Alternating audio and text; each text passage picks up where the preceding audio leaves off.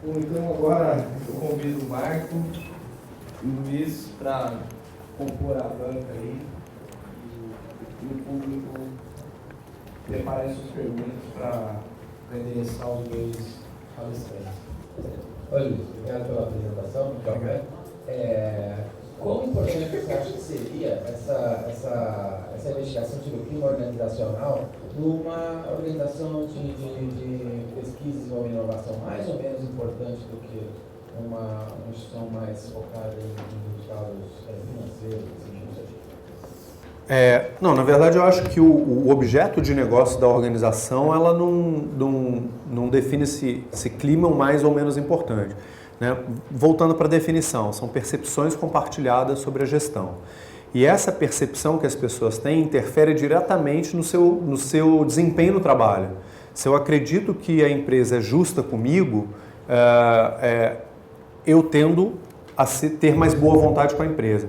Se eu acredito que ela tem políticas de satisfação no trabalho que me interessam, eu tendo a me comprometer mais com a empresa. Então, independente do seu negócio. É claro que o investimento desse para organizações pequenas e médias, que tem aí 20, 30, 40 pessoas, não sei se vale a pena, porque o investimento de você estruturar uma pesquisa é muito grande. Um gestor, ele é capaz de, num grupo razoavelmente pequeno, perceber o clima das pessoas. Numa organização de 4.000 servidores é impossível, mas numa organização pequena você é capaz de perceber. E se esse gestor tiver o perfil de prestar atenção nessas questões, nessa dimensão pessoal, no 3D do Marco, né, nessa dimensão pessoal. Muitos gestores tendem a prestar mais atenção nas dimensões 1 e 2, a dimensão 3 acaba ficando relegada. Nesse ponto, se você tiver um gestor como esse, mesmo em organizações pequenas, vale a pena você investir numa pesquisa de clima para você conhecer como as pessoas estão enxergando a sua gestão, né? Como elas estão percebendo a sua gestão. Acho que, indiferentemente do seu objetivo, né, conhecer o clima da organização vai fazer com que você, e melhor, não só conhecer, atuar sobre o clima da organização vai fazer com que você tenha maior comprometimento. E aí pesquisas, né, usando metadados que comprovam isso, tem aos montes. Você entrar em qualquer revista de pesquisa científica na área de administração, psicologia social, né, e colocar lá resultado e clima, você vai ver 1 milhão de pesquisas apontando que há uma relação direta entre a melhoria do clima e a melhoria dos resultados da organização. Eu vou pedir licença, inclusive, ao Rafael, pelo seguinte: nós normalmente mantemos aqui o nosso evento até por volta de meio-dia. No entanto, hoje nós começamos mais tarde, nós temos a presença de uma pessoa que tem uma experiência prática e uma fundação teórica muito boa. Então, eu peço licença a todos hoje para a gente estender um pouco mais, aproveitar a vinda do Luiz, e razão pela qual, inclusive, eu peço que vocês privilegiem as perguntas direcionadas a ele para a gente aproveitar toda essa riqueza que ele tem. Obrigado.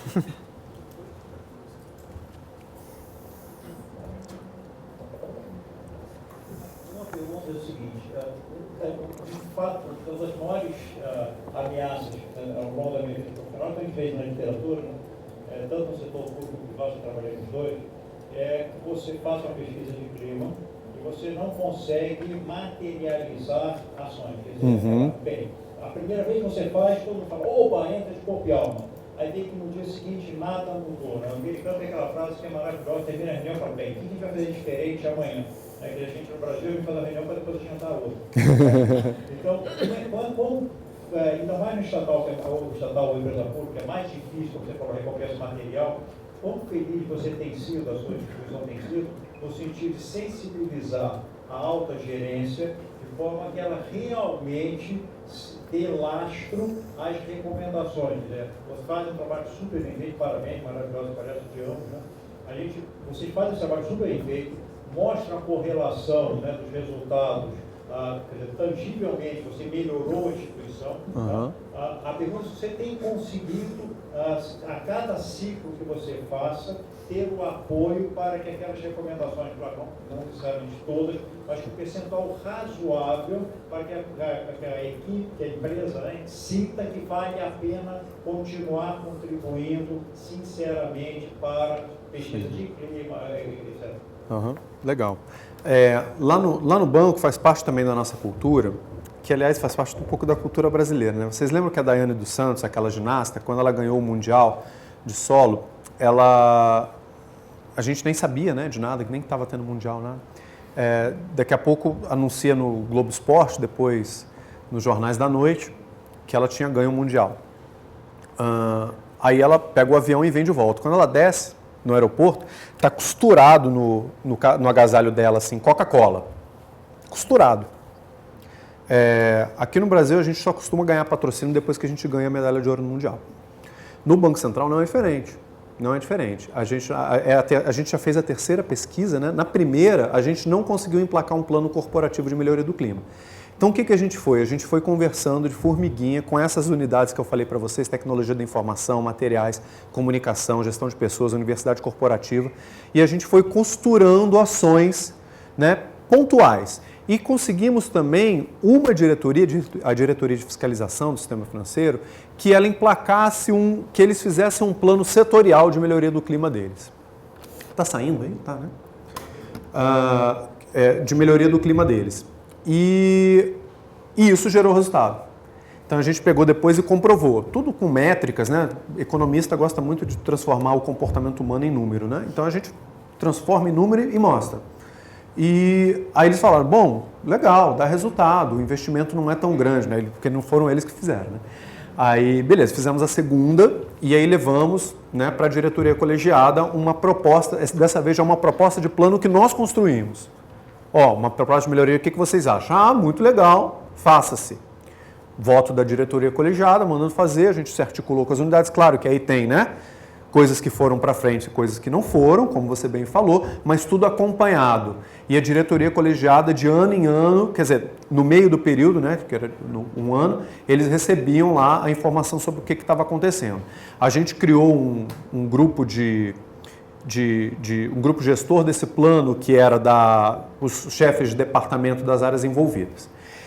E aí fizemos agora a terceira. Na terceira, isso já está irrigado na nossa organização. A primeira pesquisa teve 40% de participação.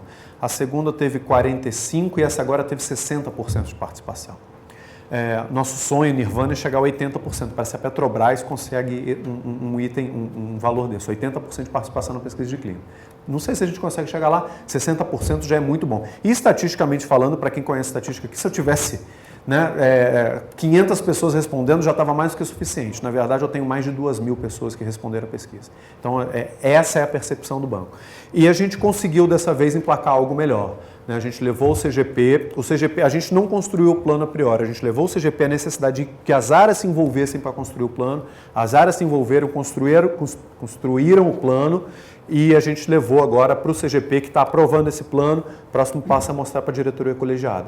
Então, assim, a gente conseguiu o apoio efetivamente, mas não sem antes mostrar resultado.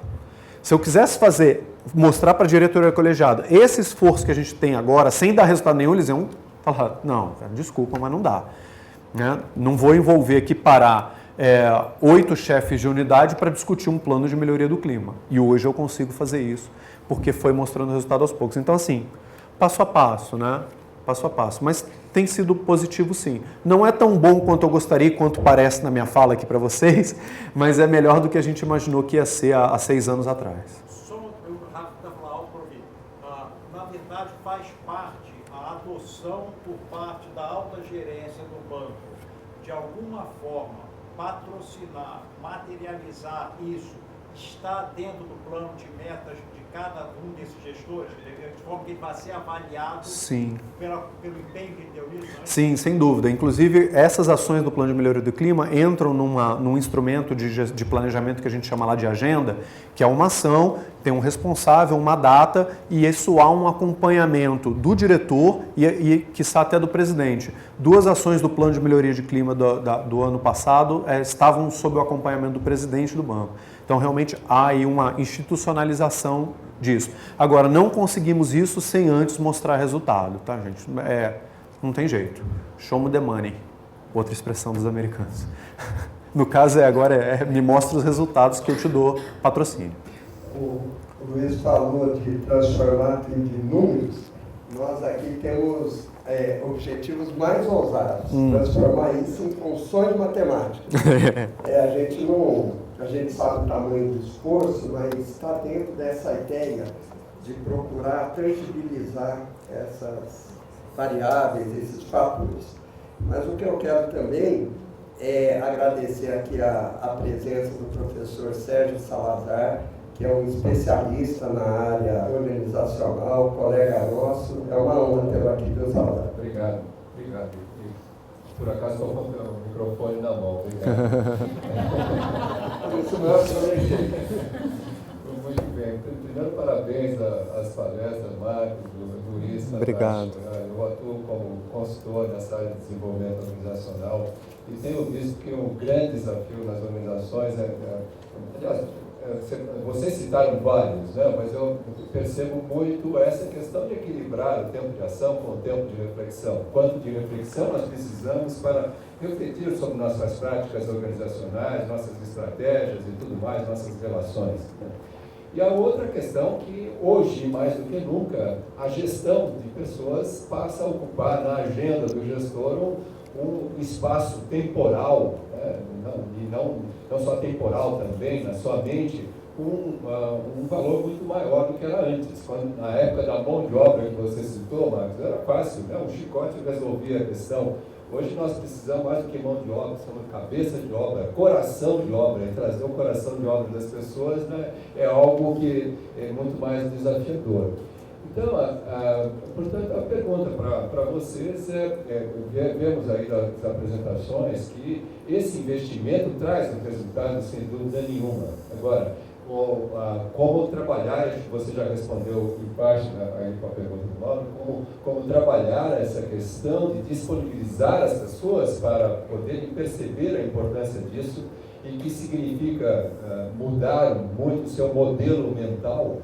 E que qualidade, e essa que é a questão que eu gostaria que você explorasse mais, a qualidade das conversas que precisam existir, seja no nível estratégico, no nível tático, no nível operacional, e cujos gestores têm a responsabilidade de, como líderes, promover conversas diferenciadas, seja conversa para buscar um resultado, seja conversas, como você falou, Luiz, nesse sentido de refletir sobre os valores, etc. Né? Como educar a população organizacional para poder, talvez, reaprender a conversar de uma maneira a se entender melhor e promover alinhamentos. Obrigado. Essa questão do tempo de reflexão, ela é uma consequência da vida moderna, né? Talvez a gente já pudesse ter superado isso, mas a gente ainda não superou. Quem é administrador e certamente os psicólogos viram um filme do Chaplin, né? Os movimentos tem que se encaixar perfeitamente para você não perder tempo. E isso está incutindo muito na nossa cabeça, né? Não tem uma vez que eu não estou esperando alguma coisa, ou no médico, ou no aeroporto, que eu não pego meu celular e vou ler e-mail. Ou mesmo ler alguma coisa que é para o meu prazer. Eu estou aprendendo a tocar guitarra, resolvi depois de velho que eu ia tocar guitarra, ia realizar um sonho, né? Aí eu não me permito não estar estudando ou trabalhando, né, em nenhum momento. Então, quando eu não estou cuidando da minha filha, cuidando das tarefas dos afazeres domésticos, ou da minha esposa, ou no trabalho no Banco Central, eu me vejo na obrigação de estudar música. na obrigação, sabe? Como se eu tivesse... E isso é louco, né? Porque você quer aproveitar todos os tempos. E na organização, todos nós somos cobrados pelos resultados que apresentamos, né? Muito mais cobrados até pela entrega do resultado do que pela qualidade do resultado. E a gente acaba despendendo todo o nosso tempo nisso, sem se dar ao trabalho de dar um passo para trás e tentar enxergar, né? Até porque você dá o passo para trás, tem que falar mais alto para poder...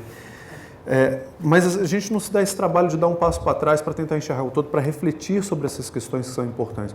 Será que o trabalho está verdadeiramente bem organizado desta maneira? Será que a gente poderia fazer de outro jeito? Será que as pessoas estão se sentindo bem realizando o trabalho desse jeito? Porque no final das contas, explorando um pouquinho aqui a parte do Marco, se você não tem um equilíbrio entre resultado e qualidade de vida no trabalho, esse resultado, que pode até estar acontecendo, ele não vai durar muito tempo. E essa, é claro, é até uma estratégia utilizada por empresas de vendas, por exemplo, né? Você faz girar muito o corpo de vendas, você explora o menino enquanto ele está... Né? Muito você daquele grupo de meninos você saca aqueles que vão ter capacidade de ser gerente, ou seja, de explorar os outros meninos que vão vir depois, e quando ele esgota a sua capacidade de venda, ele troca e coloca outro. É assim que a maioria das lojas de varejo faz, até empresas de venda industrial trabalham dessa maneira. É uma estratégia, não sei se é a mais adequada e se é a melhor para que no final das contas a gente consiga ser feliz dentro dessa bola azul. Mas meu ponto é, se você não conseguir garantir que essas coisas andem juntas, e veja bem, não estou falando nem de equilibrar qualidade de vida e resultado, porque aí parece aquele discurso dicotômico do capital-trabalho, né? Ou ganha um ou ganha outro. Não, eu estou falando, se você integrar isso, os dois podem ganhar. É claro que a competição está enraizada no nosso DNA.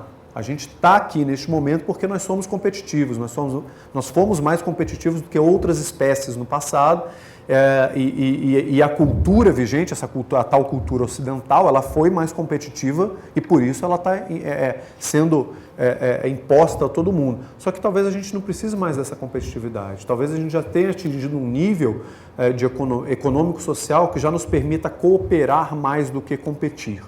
Talvez a cooperação agora eleve a nossa qualidade de vida mais do que a competição. Não sei, é uma discussão filosófica bastante interessante que a gente também podia ter aqui. Mas me parece que sim. E para isso a gente precisa dedicar tempo a analisar como a gente realiza o trabalho. Porque o trabalho ele está organizado de maneira a incentivar a competição. Acho que a gente tem outras maneiras de organizar o trabalho. É isso que a gente vem tentando fazer ainda de maneira muito incipiente com esse modelo que eu tentei apresentar aqui para vocês, né? Buscar a coesão, refletir, juntar as pessoas para refletir. E é muito engraçado, se me permitem mais um minutinho, não, nem um minuto da fala, como a gente apresentava os problemas de gestão de pessoas na primeira reunião do CGP, e eles achavam tudo muito simples. Ah, não, isso você faz assim, assim, assado. Não, corta isso, pelo amor de Deus, não tem que ficar tratando eles igual criança. E aí depois quando você vai colocando as questões, a complexidade das decisões, hoje as reuniões são completamente diferentes. E o mais legal é porque já mudou o grupo, né? É rotativo, então o grupo já mudou 100%, só que já se institucionalizou a importância disso. Por quê? Porque esses representantes de áreas, eles levavam os problemas para suas áreas, discutiam e traziam de volta para o CGP. Então hoje eles têm um nível de maturidade de gestão de pessoas muito mais elevado. Então são coisas que a gente ganha com o investimento na conversa. Mas custa caro, porque você tem que deixar de fazer, de produzir o serviço bem para poder investir em conversa. É claro que isso no futuro depois tende a gerar talvez não mais produtos e serviços, mas produtos e serviços melhores com certeza. E aí você tem também que decidir o quanto você quer investir nessa evolução. Bom, tudo é decisão, escassez, né? Marco.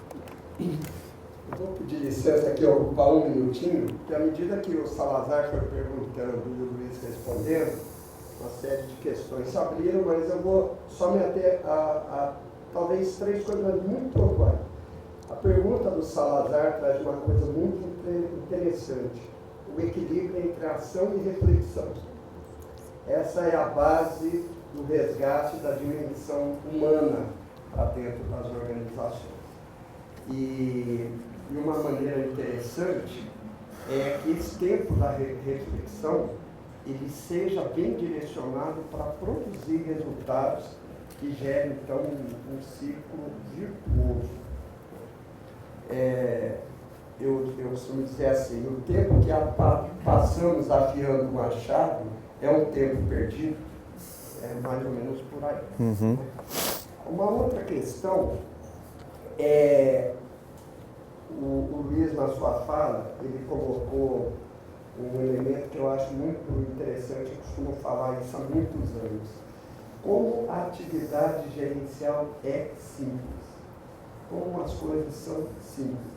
Não tem absolutamente nada que você observe que fuja do senso comum e que seja algo assim mirabolante. São todas questões absolutamente simples. A questão é ter o tempo da reflexão necessária para perceber a importância. E aí a terceira questão, né? Não basta informar, é preciso comunicar, não é isso? O que produz efeito é o que é comunicado, não simplesmente informado. E a comunicação, ela pode se dar de maneira verbal e não verbal. Então eu tenho comigo sempre assim uma meta de fazer com que essas boas ideias, elas ganhem sentido para a pessoa. E aí, claro que isso depende do tempo e da relação que eu tenho com a pessoa. Por exemplo, se a pessoa está me ouvindo como hoje, eu vou procurar dar alguns exemplos, né? E trazer aquelas questões para o contexto da pessoa para que ela possa absorver melhor. Agora, se eu tiver a oportunidade de trabalhar, se eu estou atuando dentro da empresa, da organização, eu tenho uma referência que auxiliar a pessoa com aquilo que está sendo feito, não importa o que seja, a ela individualmente alcançar os seus objetivos, ou então auxiliá-la a resolver os seus problemas. E procurar mostrar um caminho em que aquilo que a gente está fazendo, práticas simples de reflexões, de integração, de cooperação, como que aquilo pode auxiliá-la a alcançar aquilo que ela individualmente deseja, é claro, o seu grupo e a sua organização. Essa é uma maneira que eu encontro para fazer transformações efetivas. Isso é vamos dizer, uma referência que eu uso aí nas minhas atuações. Beleza. Alô? Mais uma. A última, né? A última.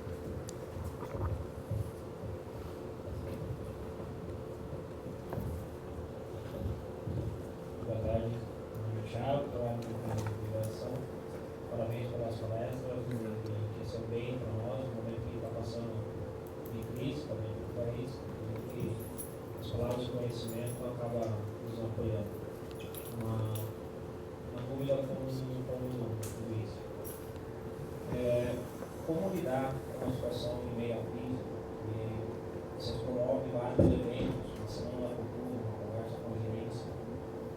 Porém, em um momento de crise, normalmente as pessoas se recordam do momento que está agora, não do passado, quer dizer, uma memória de curto prazo. Esquece tudo aquilo que foi feito. Eu vivi que em 2011 até agora, vocês estão crescendo no sentido de maturidade em outros níveis. Como manter isso daí nesse momento que está passando por uma situação de crise, algo assim? Como manter vivo na cabeça das pessoas, ou dentro da própria instituição, esse sentido de que vem se construindo, vem se melhorando ao longo do tempo e se mantém sólido isso perante as pessoas também que estão entrando novas dentro da corporação. Certo. Isso é muito interessante. Só corroborando isso que você falou, em 2012 a gente teve pesquisa de clima e a gente estava num momento de negociação salarial e tínhamos acabado de sair de uma restrição orçamentária também. Houve um corte orçamentário e estávamos num momento de negociação salarial e naquele momento da pesquisa não havia acordo. Então havia expectativa firme de que nós não teríamos reposição salarial no ano seguinte. Não sei se vocês sabem, a gente não tem, né, uma data base para reposição salarial, ela tem acontecido. apesar da Constituição prever que é em janeiro, mas como exige regulamentação, ela tem acontecido em janeiro, mas, por exemplo, já se ficou 8 anos sem ter reposição salarial. Então, são sempre momentos difíceis, delicados. Num momento como esse, por exemplo, que o Brasil está passando até por essa início de recessão, aí, um PIB negativo de 0,2, ou 0,16, né? É muito difícil, claro, e a gente sabe que a gente vai precisar arcar com um pouco desses custos, né? É muito provável que a gente não consiga repor a inflação dos últimos anos, né? Que a gente tem uma diminuição do nosso salário real. Só que ninguém gosta disso. Isso não é bom para o clima. Como, né, ter uma diária, como eu falei, né, ter uma diária que é menor do que o hotel, também não é bom para o clima. Essas coisas não são bom para o clima. Então, em 2012, a gente estava passando nesse momento e realmente houve uma queda, né? Só que na hora que a gente vai investigar, a gente faz primeiro a pesquisa quantitativa, depois a gente faz grupos focais para entender aquele resultado. Aí a gente conversa com as pessoas e vimos que o principal problema foram questões contingenciais, né? Então a gente consegue de alguma maneira avaliar essa informação. Mas enfim, então isso acontece. E a gente está vivendo isso nesse momento lá no banco. Eu entendo que é neste momento em que a gente tem que sair e fazer mesmo. Porque é nesse momento que as pessoas vão ver que a gente administração, estou me colocando aqui como administração do Banco Central, né? Que a gente está olhando para as pessoas. A gente tem uma série de limitações, não é o Banco Central que define a sua remuneração, né? É a Casa Civil, por meio de lei, por meio de projeto de lei. E a gente não tem muita atuação. Mas aonde a gente tem atuação, a gente busca fazer. Por exemplo, no clima, um fator que não é visto como muito favorável, eu já falei aqui das mudanças organizacionais, né? Então agora que é a hora da gente sair e falar, olha, fizemos uma cartilha para orientar os gerentes, quando eles forem fazer alguma mudança na sua estrutura organizacional, como eles devem agir. Desde o momento da percepção do problema até o momento da avaliação da nova estrutura, passando pela elaboração de alternativas, pela escolha da melhor alternativa, pela implantação, como ele deve atuar de maneira a garantir mais participação das pessoas e minimizar aquela questão do clima. É nessa hora que a gente tem que sair e falar essas coisas, sem esconder, sem tapar com a peneira a questão da remuneração. E essa questão ela é básica, apesar dela não ser fundamental para o sentido do trabalho, sem ela preenchida você não alcança. Tem coisas que eu acho que são geniais, né? E Maslow, para mim, ele foi genial quando ele veio com aquela pirâmide que todo mundo aprende na primeira aula de introdução à administração. Não, primeira é tempos e movimento. Na segunda aula de introdução à administração, a pirâmide de Maslow. Aquilo foi genial. Porque ele colocou bem, a parte básica são necessidades fisiológicas, se alimentar, dormir. E a segunda parte é questão de segurança. E salário, ela reflete exatamente nas questões fisiológicas e de segurança. Ou seja, sem o salário preenchido, você não consegue atingir a próxima fase, que é o reconhecimento social, depois a realização e a autorrealização. Você não consegue atingir essas coisas. Então não há que se falar em sentido no trabalho se você não tem salário. E é claro que quando a gente está falando lá no Banco Central, ficar sem ter uma perda salarial aí de 15%, 20% significa continuar com um salário que é capaz de manter uma família em condições dignas, né? A gente pertence à classe média alta, né? O salário é bom, o salário de ingresso no Banco Central é de R$15 mil bruto, né? Líquido, um analista recebe R$13 mil, é um salário excelente, né? Menos de 2% dos trabalhadores desse país recebem isso ou mais do que isso, né? É um salário excelente. Só que, claro, ninguém quer ver o seu poder de compra diminuído, né?